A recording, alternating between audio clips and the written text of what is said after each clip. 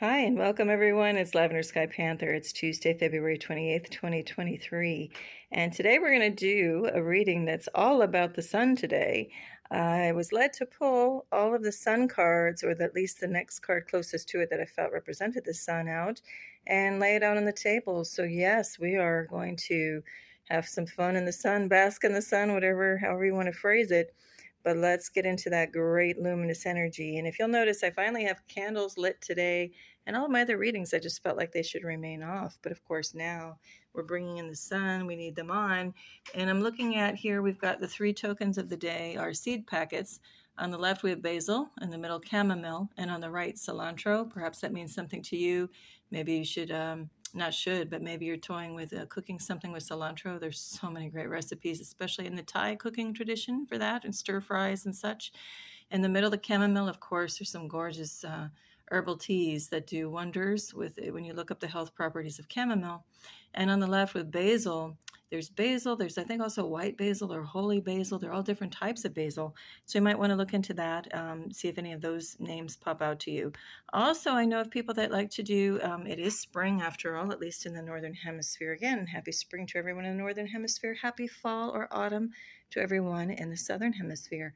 But anyway, some people like to do a little, just kind of a little spring ritual of throwing dried flowers or fresh flower petals and things into the tub, and just do a little self-nurturing. So you might want to consider that. Of course, look for flowers that have not been dyed with artificial coloring for obvious reasons. And also just, make sure they're cleansed, and just do a little loving thing. Make sure you have no allergies when you put them in the water to your skin. Okay, but that can be a really nice way to rejuvenate, to honor the self, and celebrate spring all at once. And I know that that's not directly tied with the sun topic, but in a way it is, because once you're nourished, you can bring more light and radiance into the world. Okay, so let's get into this reading. What I'm going to do is, since I did take the sun card from about 16 decks, and I have little supporting cards on either side, bear with me. I think what we'll do is I'm going to zoom in on each card because they are so beautiful, representing the sun. And then I'll just see, as always, just say whatever comes to mind, whatever I'm led to. The one thing I do want to say first up, and I didn't, I'm going to jump around a bit. I didn't talk about that. That's the a mallet for a singing bowl. That might be significant for someone today too. It's not to be underestimated what a singing bowl can do. Harmonize the body, just harmonize a room. It's a beautiful, beautiful thing. I brought that little mallet out because I couldn't find my little sassafras root pointer today. I was going to use that, but it's really not practical, so I'll just go with my fingers if I need to today.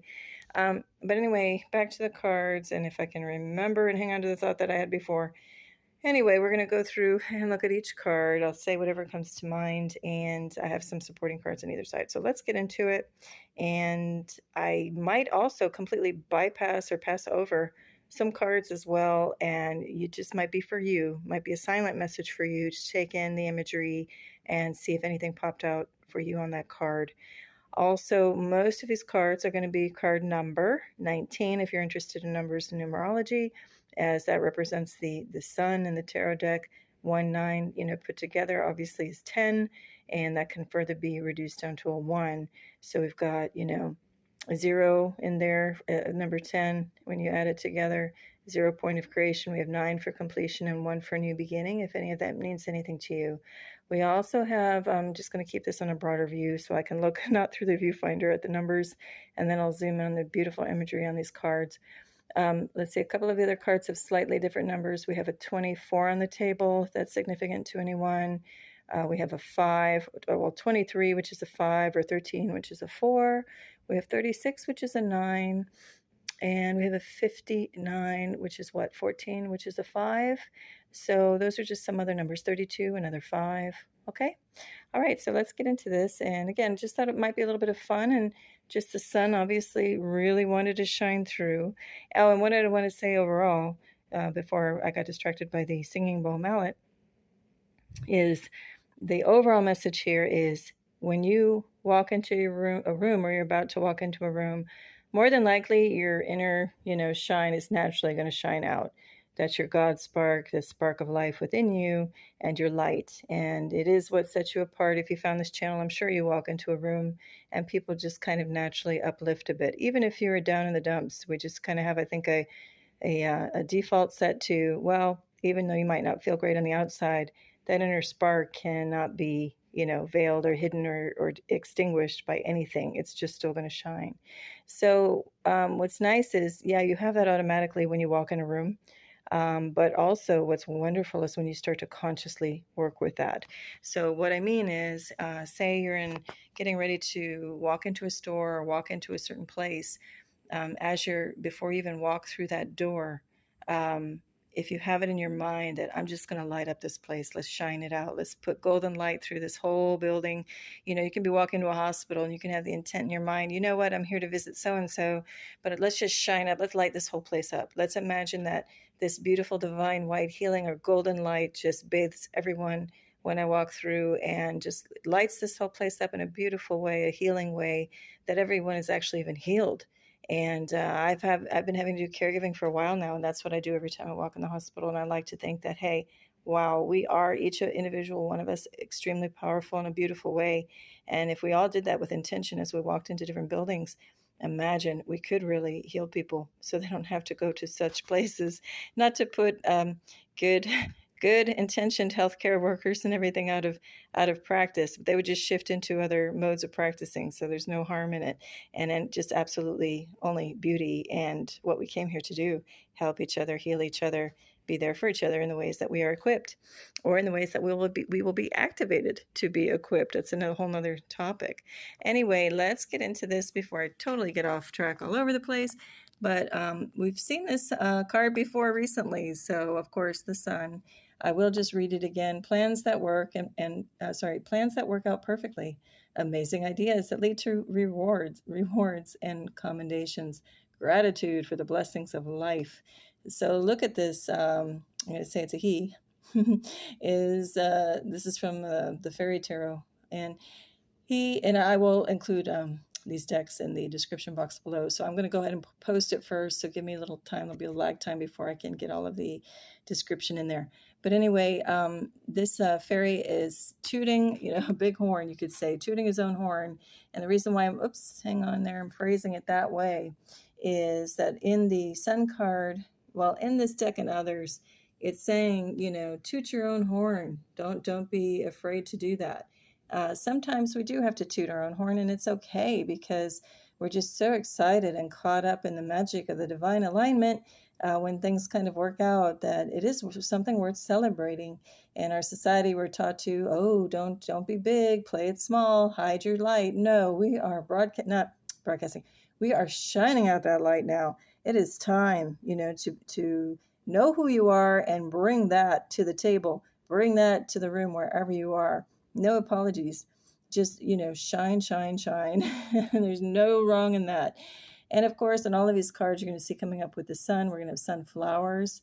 And I love the way, we'll move on to the next card, the way that they usually they face the sun. Okay. The flowers, the heads on the sunflowers turn and move. It's beautiful. They track with the sun, and the face always, shines out, faces the sun, shining down on it. It's a really beautiful relationship too. The sun touching that face or that head of the sunflower, and vice versa. And that's just a very sacred moment when that happens. You'll just see whole fields of sunflowers start moving and turning, to face the sun. I've had the, honor to be in a huge, huge, vast field of all sunflowers once in Europe. And my God, it was beautiful to be there through the day and watch them, move. I didn't have time-lapse photography of it. It would have been amazing. Anyway, in this card, I see, though, what's interesting is that these sunflowers, though, are not facing the sun. Everyone, it's like all eyes on you, meaning me too. Everything is facing us in this scene. And it also reminds me with this little child here, the crown on the child's head is presumably flowers as well. And that reminds me of the idea of a daisy chain. I think they call that daisy chain when you kind of weave the stems together and make a little crown for yourself. And what's interesting is in the electrical world with electrical engineering, they call it daisy chaining when you string up lights in a row, like for a room. It's very interesting, right? Because again, the luminous and light concept, the light and the shining is in there. Now, this child, too, is sitting on a white horse, and obviously there's symbolism in there with the white horse. And that also brought to mind something that'll be coming up. Actually, you know what? I'm going to go out of order. I'm going to do something I didn't plan on doing. But in the meantime, also what struck me with this card is there seems to be some type of maybe a concrete wall. Doesn't look like stone because the lines are too rigid. You see they're like parallel lines and horizontal lines. So to me, that reminds me of like a concrete block wall, something of that nature, and, very rigid and structured. But that shows like a very solid foundation, of anybody who is engaging in the sun, and somebody who's kind of protected from something on the other side. But more than that, it's kind of reminding me of books, it's books on a shelf, which is illumination when you get to reading and gaining knowledge, right? We have that level of illumination in a different way. Now, I was not going to do this, but I'm going to go ahead and lay down one of the supporting cards. What I did is I was going to call this reading, I still might, Sun Plus One, because I took all of the Sun cards, but then I also took one more companion card just by shuffling the deck to see what would come out to go with each deck. So we'll see if I have time to get to it. But in the meantime, here's this one I just want to call out now, because again, we have the white horse with the Knight of Cups. And if you notice, the right hoof, is off the ground, the right leg is up. Now, if you look in the military world, in battle kind of strategy kind of world, supposedly when you have these victory equestrian statues, the positioning of the horse indicates what happened with the rider of the horse. So supposedly, and again, as I always say, I'll reference things just to give more color and flavor to these readings, but I always invite you to do additional research. Make sure what I'm saying, clicks with you, or if you're like, I'm not sure if that's really what that means, go ahead and look it up. I'm totally open to it. Everything I say doesn't necessarily mean it's absolute, and it's open to interpretation. And I always invite you to go dig deeper. I'll just throw out concepts, or I'll just throw out a word or a phrase, and I always love for you to go and dig deeper and see what it means to you. Anyway, in this particular scene, we've got the right leg up, supposedly, okay, big supposedly. That means with these equestrian statues that the rider was harmed, okay, was injured in battle. Possibly died after, but definitely was injured in battle. When both hoofs are up in the air, supposedly that person died in battle.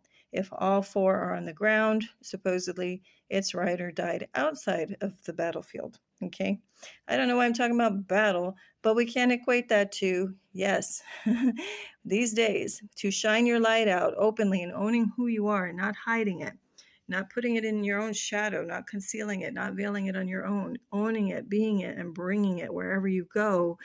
It's going to be in a spiritual war, open for obviously being noticed, and we are in a bit of a spiritual battle. I wouldn't say a bit, we're in a full-on raging spiritual battle.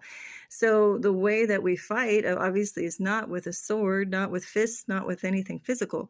We fight with our energy, and energy and light and power. And, what's the ultimate? The sun.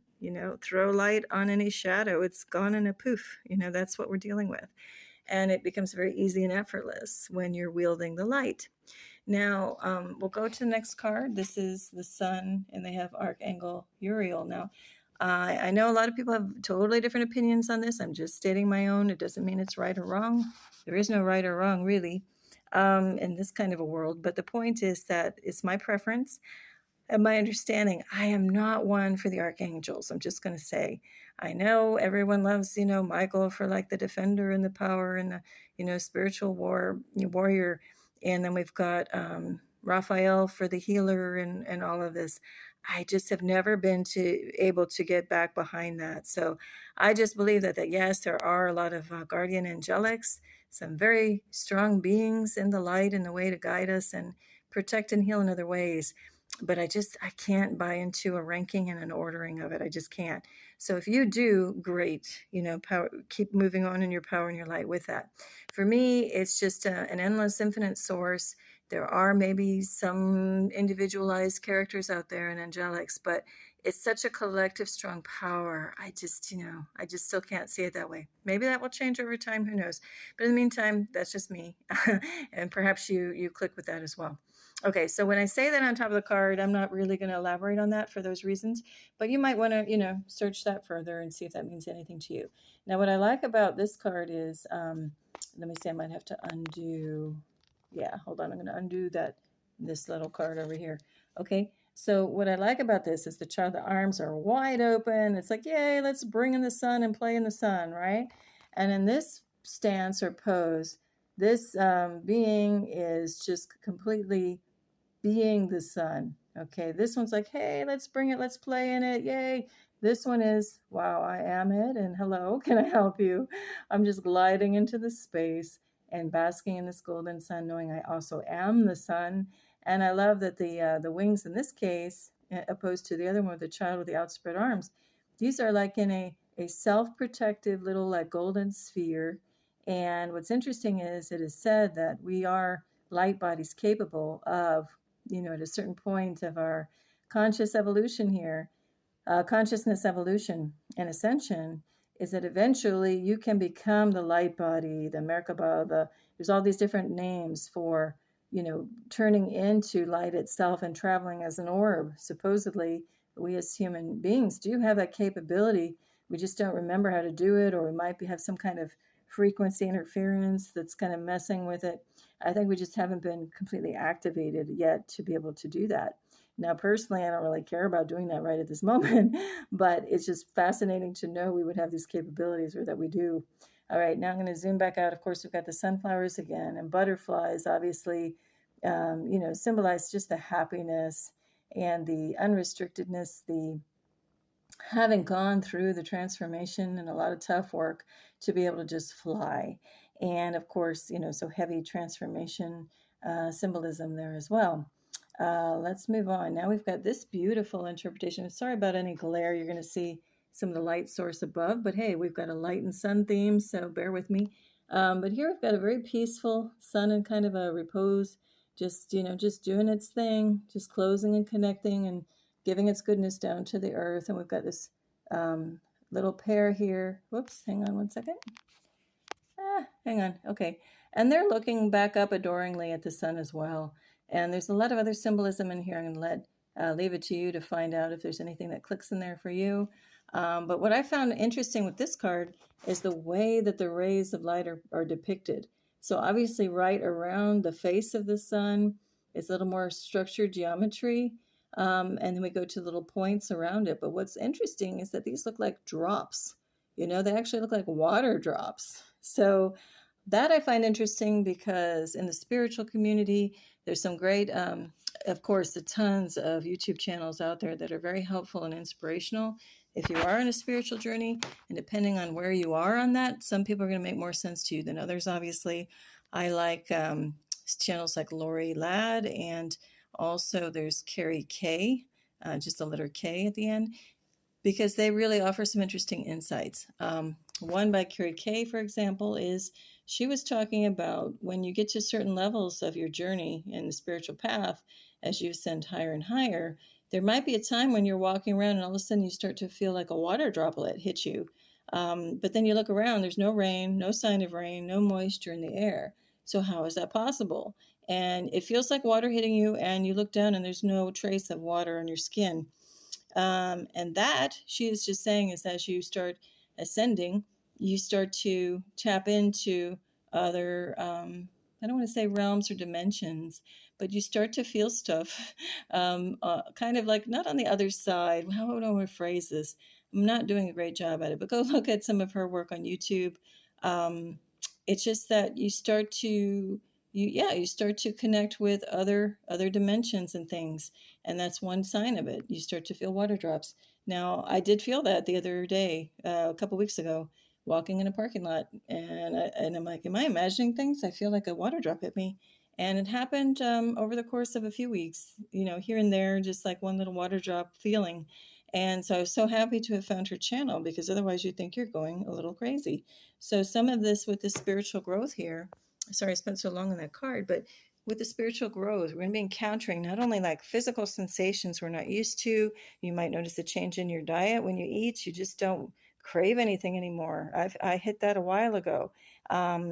Just nothing's here nor there. It's just like, okay, I'll eat this, but I don't really care anymore. Whereas before I used to, oh, I would love to go have this or this, right? So that might start happening. Also, you might start to see little things out of the corner of your eye, like little shadow movement, or all kinds of things start happening when you're on the spiritual journey. And as they say, the veil gets thinner, we start to see into other dimensions. All right, now let's go to the sun over here. This sun card, again, we got the sunflowers, no mystery there. And I'm probably not going to say too much about this card. The only thing that this one reminds me is of, they talk about the Gilded Age, and there was a age and time in the arts where we had actual gilding. Actually, if you look to the upper right and left of here, you see that kind of leaf. Reminds me of the gold leaf applique or technique of gilding that they would put on even the outside of this card. You see it looks like a picture frame. They would gild everything with gold leaf here, there, everywhere.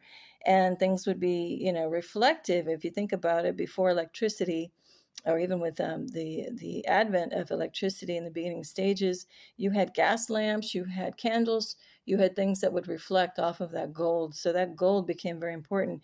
And even before that, if you look at the great cathedrals of, like, say, in Venice with San Marco and others, you look up at the mosaics, and they were all very reflective, because if you're dealing with torch light or candle light, you wanted to bring as much light into the space in a very magical way, and that's how they did it.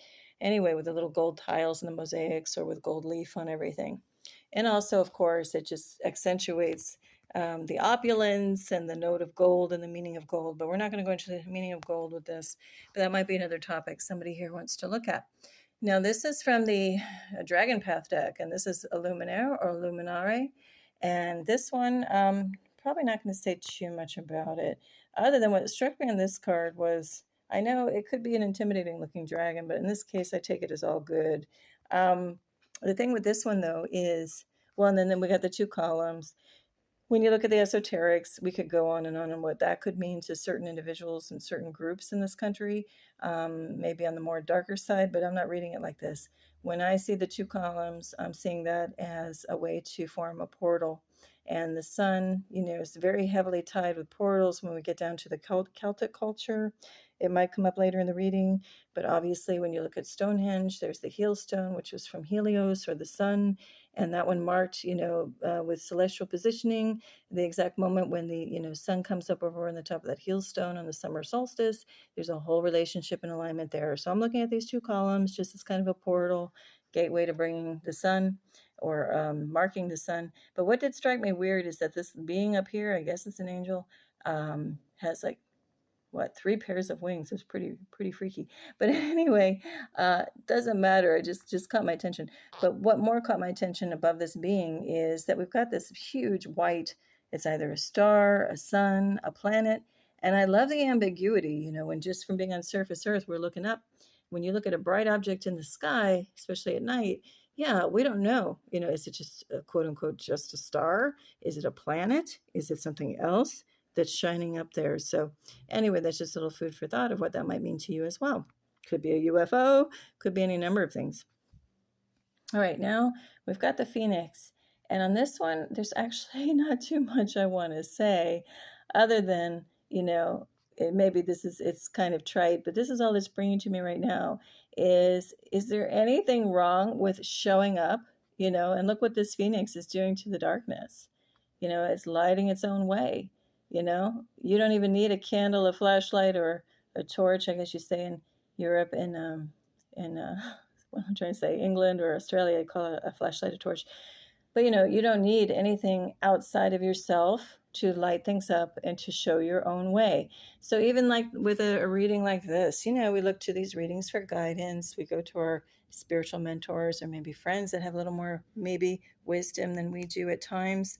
But this is just another reminder to go within, go meet yourself in that darkness, or just, even just literally darken a room and close your eyes and meditate so you can find that inner light and bring it.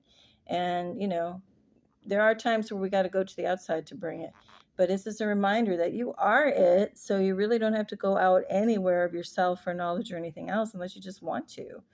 We simply are it. We are the magic. We are the Godspark. We are the light. And the ring at the top reminds me of the 0 point of creation and the all that is. And that's what we are. And so that's just a reminder of that. Okay. Now, this is kind of an oddball card because this comes from the Romance Angels deck from Doreen Virtue. And like I said in my previous reading, I never, not just deliberately to do it, it just never comes up for me to do love readings or romance readings. But I thought, let's just go see in this deck what seems to be most like the sun. So to me, it was this. It just says religious factors. Your love life is influenced. Oops, hello. Hang on. Your love life is influenced by your religious upbringing and spiritual path. And so the reason why I chose this as the sun card for that deck, obviously she's got this halo around her and this crown, this golden crown, right? I'm trying to see. Oh yeah, and on that crown, there's some little bit of symbology there. We got some of the world iconic religious symbols, right? We got the Ankh, we've got a Star of David, which could be a Merkaba. We got a few other things going on in there. But that doesn't interest me so much as I guess the only thing I want to point out with this is that, again, when we talk about the sun and we talk about illumination, we talk about knowledge and coming into things versus just being everything that is. So religion, spiritual, potato, label however you want. There is just, to me, all there is, the light. You can't define light or love. It is just what it is, right? All right, anyway, let's move on. So now we're going to go to this one. It's more Shaman. This is the mystical Shaman deck, or Shaman, however you want to say it. Anyway, this one was interesting because, and here the sun looks a little bit like the moon, right? And what we have over here, another body over here, a bit past the 53 or number 8. So what's interesting here is, of course, we have the referencing more now in touch with the ground. So this one's combining more of just the sun, very heavily anchored into the ground and in a nature animal type way. So obviously we have heavy bird representation with all of the feathers, different kinds of feathers all over the place, the outspread wing. But what struck me interesting with this card is look at the face of this being. It's a little beak-like, little bird-like in and of itself for obvious reasons. But when I back up a little bit, when I first saw this card, a little bit at a distance is how, you read these things totally different from farther away and closer up. But from a distance, I don't know if you can see it too, if it's going to communicate on the camera.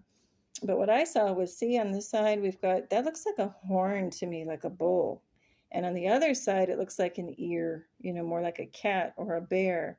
And so when I look at the left half of this being, the way this is coming down with a little bit of spotting, this reminds me of very much like a cat or lioness being with the headdress. Whereas on the right, it reminds me more like a buffalo with the fur and all of that.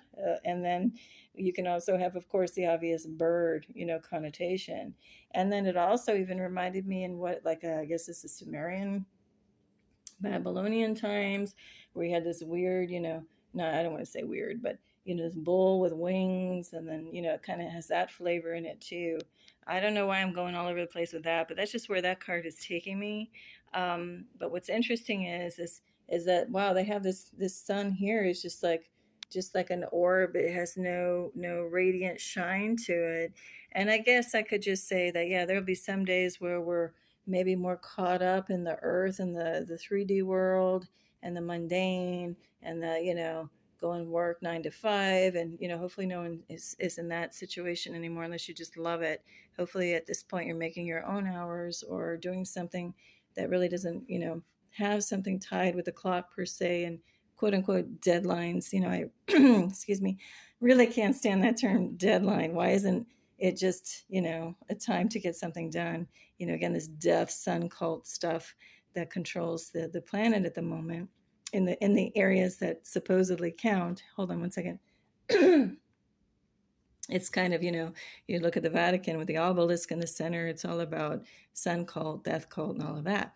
I don't know why I'm going on that tangent other than this sun, is looking kind of dead to me. I don't really like the way it feels. So again, we've got the radiance though within us. There will be times where our light is just not going to shine. Like I said, internally, inherently, it always does, even if we don't feel it. But there'll be times when we feel like, man, I just don't have it to bring it, right? And that's okay. There are times for that, of getting more in touch with our, more earthy side, and maybe away from the spiritual a bit. We got to find the balance.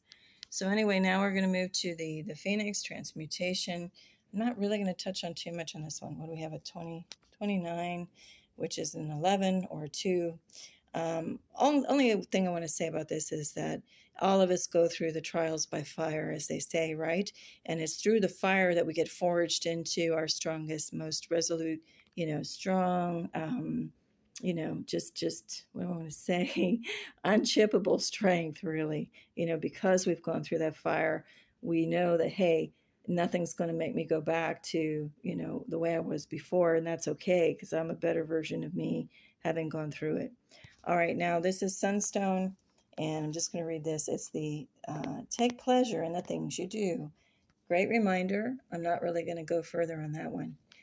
Just that I invite you to look further into Sunstone and its properties for healing on your own time when you can.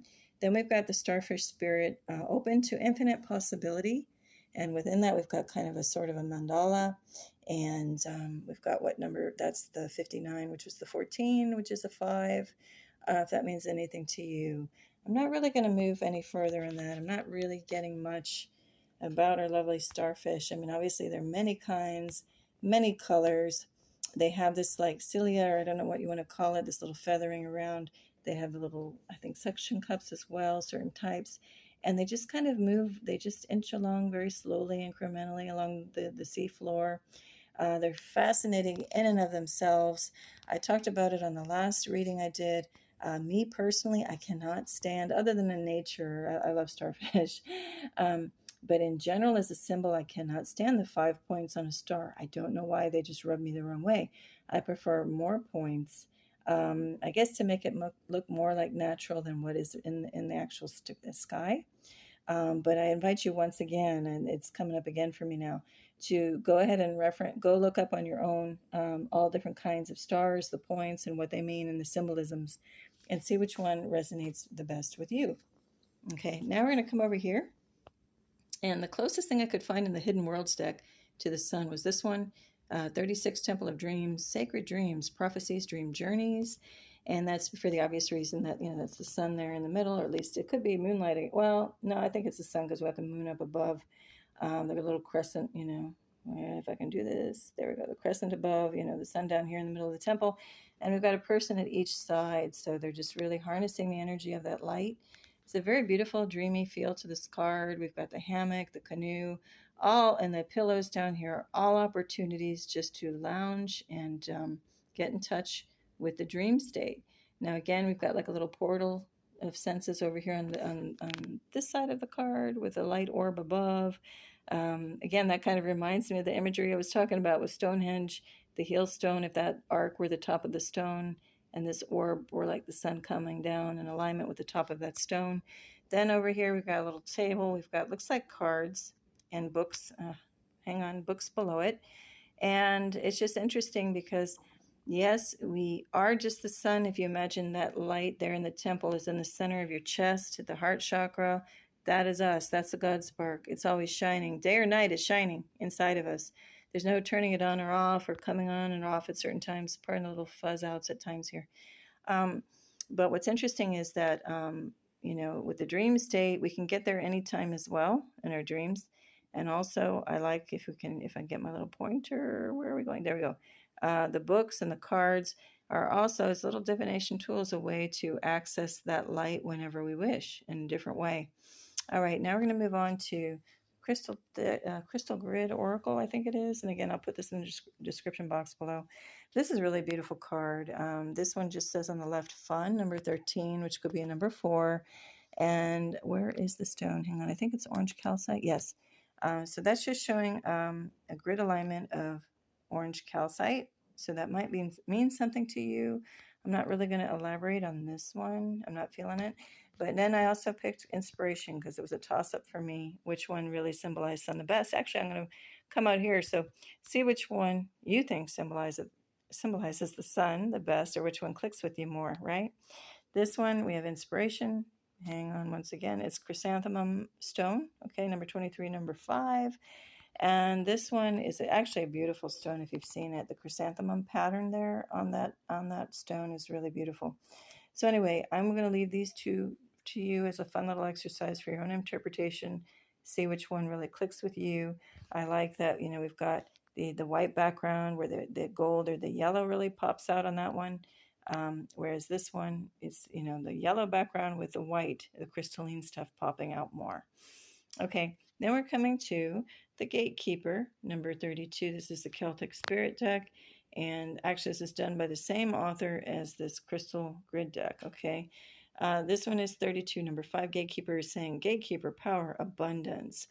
And I like in here that, yes, it's a dragon eye, but dragons aren't always, they're depicted as bad in many ways in the spiritual world, but also equally very good in the spiritual world. So they can be considered just like that ancient being, even like kind of before the creation or at the same time of the creation of everything. Very wise, very mystical, very positive oriented. Then, of course, we've got the extreme opposite of that and the extreme kind of very negative version of that, but I'm not talking about that. This is the wisdom. This is the one that knows there's absolute abundance. There's no question about it. And I like that. Hang on, my camera's going a little funky. There we go. I also like that here we're dealing with, yes, this is treasure, but treasure isn't always metal and coins. This treasure, in this case, these can also be like representations or symbolism of discs of light of the sun. The gold, again, the inner illumination, the shininess of gold in itself. It's always the cliche that dragons and what else? And birds and things are attracted to shiny things. So are humans. We're attracted to shiny things. It just catches your attention. And it's a reminder of the source light. So, of course, we are, sparklers, fireworks. We love it, most of us, because of that attraction of the light. Okay, we'll get to it further. I actually have, let me see if I can pull it up right now. I'm going to pull it up right now. Talking about that, the moth card, right? Moths drawn to the flame. Well, they're smart, they're intuitive because we are all drawn to the light. And I'll bring this up too and actually put it over here.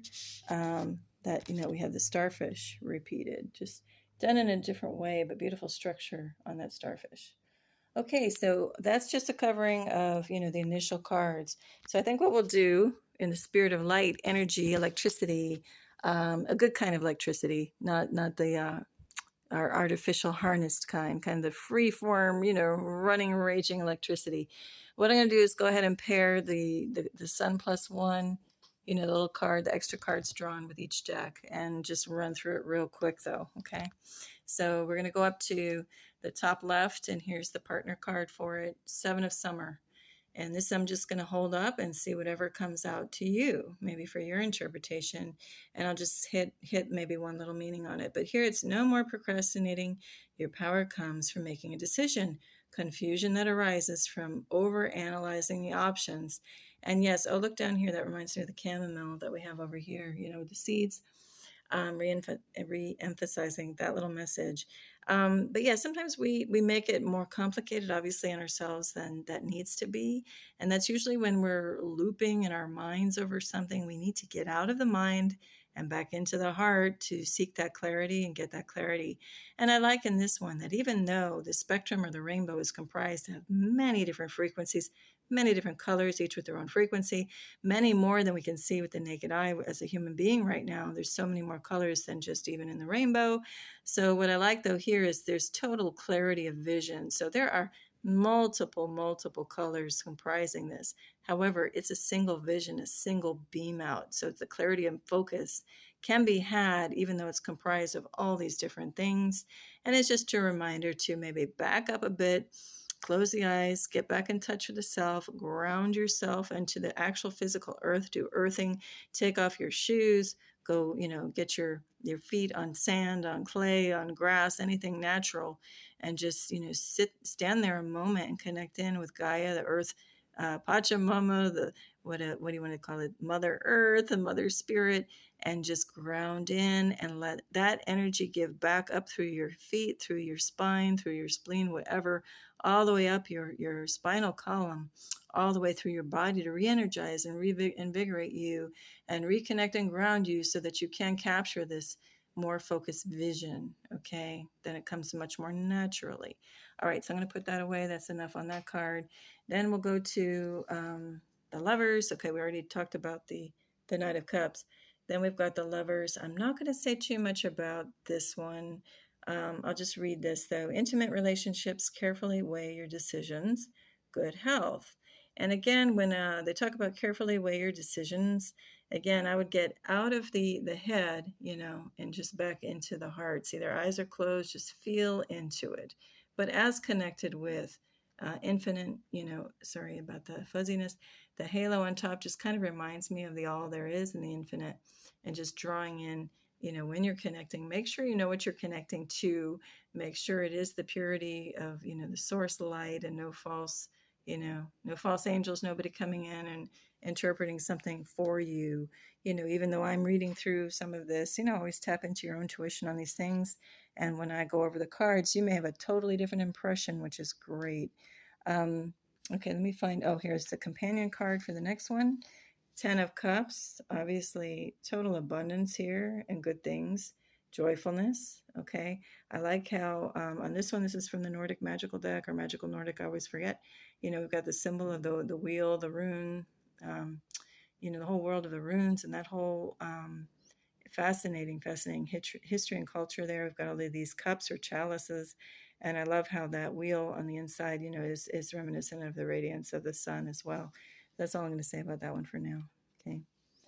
There's also that famous scene, of course. I don't like to reference this particular director because I feel that one plays in the dark side, but there is a scene from the movie Indiana Jones and Last Crusade. Not only does that have a really powerful moment of a leap of faith in it, but also, I don't want to do spoiler alert. But anyway, if you happen to watch that movie, you'll see why I'm bringing this up about the golden chalice. I'll just leave it right there. Okay.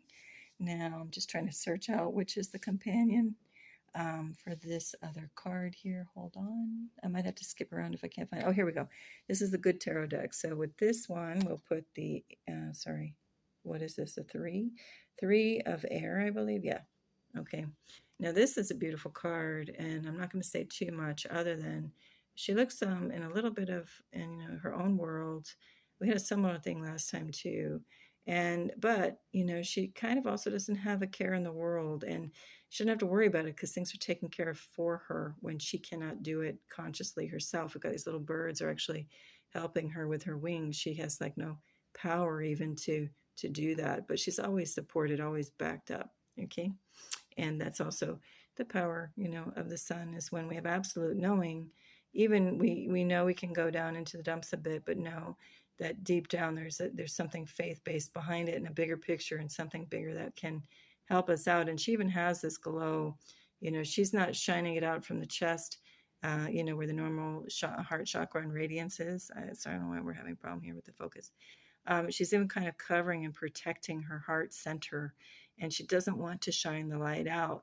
But see, even in those moments, it doesn't matter if we don't want to consciously shine it, because it's just a part of us, and it's got her back. Literally, it's glowing. It's glowing for her no matter what. That's what I want to say. All right, now let's check it out with this dragon being, and now we have harmony. And I'm not going to belabor this one. You just see the beautiful form formed by the wings of love. Okay, sun, light, love. It's all one thing. All right, then I'm going to skip ahead to, because I don't know what happened to my companion card here. I'm going to skip ahead to the Romance Angels deck, and this one is Passion. Okay, allow your heart and soul to sing with joy.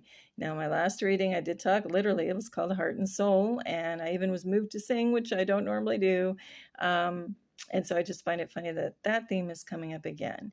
Now, in this case, the passion to me doesn't quite look like passion. I don't think they quite captured it in the illustration, but just a reminder to light yourself up with passion. Doesn't have to be the person and this like amazing once of a lifetime kiss. In this case, it's just, it's just what makes you sing, what lights you up. And, one day it might be different from the next. I'm not saying you have to have one thing that you do every day. If anything, it's nice to do something different every day that leads you to passion. And passion doesn't have to be all fire and, like that with light and fire and sparks. It could also just be getting your hands down in the earth and gardening or planting something. Okay, now here we go. The heart of sky, number 24, which can also be a 6. And just looking at her, I'm not going to say too much about this one other than, in her heart chakra, it's all the galaxy. And in that galaxy, we have all the constellations, we have stars. And I'm still, from a mystical point of view, there's so much if you just dive into what is a star, like I brought up earlier, a star, something shining bright in the skies. Is it a star? Is it a planet? Is it a nebula, a supernova? Is it a UFO? What the heck is it? Did I say planet? Something reflective in the sky. And there's just a lot to stars that, in old myth and lore, they talk about when somebody passes, that they go up and they become a star. There's a lot to that. And, a star being a spirit. I'm just leaving that on the table for now. I'm going to move on. Okay, now we have number 22. Is number 4 is the hummingbird spirit or joy. Oops, over here, sorry. So we got the phoenix and then we got the hummingbird. They're kind of in a similar position, actually opposing position in flight, sorry. Same angle, one's going up. Let's see, this is worth noting as a pair. We got the phoenix is flying upward out of the flames, and this hummingbird is diving down into that nectar, right? And, there's always that famous expression, at least in the Western world, in the U.S., they call it the nectar of the gods, right? When something is just so amazing. And, when the hummingbird dives in, they dive in for that nectar. To them, is it nectar of the gods? Is it liquid sunshine? There's all kinds of, words and phrases that you could, talk about it. In this case, this hummingbird is going actually for just, maybe it's a dewdrop, maybe it's just something magical, but it's a beautiful depiction on this card, and I'm just going to leave it at that for now. Okay. All right, now, let's see, we're going to skip ahead if I've already done the card. Okay, so now let's move to this little section too. It'll be a longer reading today, but why not? If I'm going to break out all the sun cards out of all the decks, we're just going to move through this. So I hope you can bear with me. If not, jump off at any time. However, stay for this card if you can. This is a really beautiful card. And of course, I like it because it's a panther involved. So this is 44, which can be a number 8. Look how gorgeous this panther spirit is. Reclaim your power. Look at those eyes, how gorgeous this is. Okay, so I'm going to put this over here. This one I do want to read from the book because I think it's just an excerpt of it because I really liked it. So here we go. And I'm reading this through the viewfinder, so bear with me. Perhaps you are afraid you can't trust the power that is rising in you, and you fear the qualities you will find within when you look deeply at why you resist the challenge before you. Every part of you, no matter how dark it may seem, has a light quality. So be bold and face. Sorry, it's a little fuzzy. Hang on, what is going on? Okay, I'm going to have to look at this just on my own. Hold on one second. I'm going to leave you with this little scene because I can't read it through the viewfinder, okay? Here we go. Here, I'll leave you looking at the panther. Here we go. Let me try that again. Perhaps you are afraid you can't trust the power that is rising in you, and you fear the qualities you will find within when you look deeply at why you resist the challenge before you. Every part of you, no matter how dark it may seem, has a light quality. So be bold and face it. Own the light and make peace with your shadow. Spirit trusts you, so be brave and trust yourself. Okay? Spirit trusts you, so be brave and trust yourself. Yes. Okay? Go for it. Go forward with all the wisdom in those eyes, the power in the heart. I love the panther because they're a big cat, but they also still purr, okay? So you can have the fire and the energy and the strength to stand your ground and attack when needed, and righteousness and connected with the sun and the beautiful spirit of power of, knowing and doing what's right. But at the same time, you can be soft as a kitten and purr and have a gentle power, a very different type of power, which can be equally powerful in the right situations. All right, now I'm going to move through. I'm just going to lay these down. And actually, this will be for you if you want to look into it further. We had citrine popped up. Okay, bring in the light. That's pretty obvious. So I'll leave that to you to look up the healing properties of citrine. Maybe, again, trying to, the focus on this is weird today. Okay, so maybe you want to look into citrine today. Maybe that pops up on your radar. Somebody gifts you with a citrine, or you see a bracelet or something that catches your eye. All right, then we have celestite. Celestite, it's a beautiful stone as well. And that just says what? Soothe your soul. So even though we've got the fiery passion of all these things, it's actually a nice little reminder. We do have some of the cooler blues, you know. It's also a reminder of the heavenly realm, and it doesn't have to be all fire and golden and white light. It also can be a gentle blue, you know. And again, we have a balance of the blue sky and the golden sun. And I won't even go on the path of the artificial sun, which is white these days. Look at my sky, you know, any of my sky-oriented videos for how I feel about that and what that's all about. Okay, now this card, we're going to come down. I'm not going to say too much about it, but it's the Hidden Worlds deck. It's number 8. The Liminal Dance, I think is how you pronounce it. Liminal Dance.